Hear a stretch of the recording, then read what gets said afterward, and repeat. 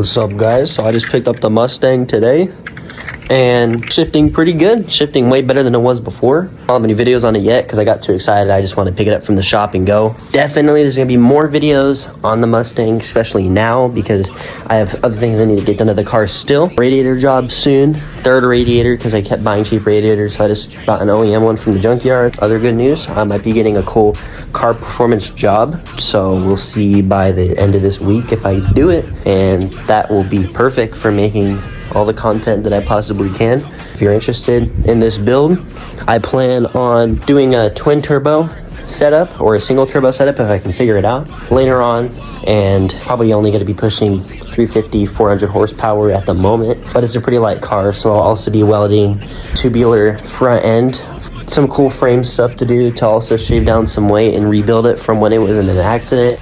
I will be installing the OEM steering wheel as well.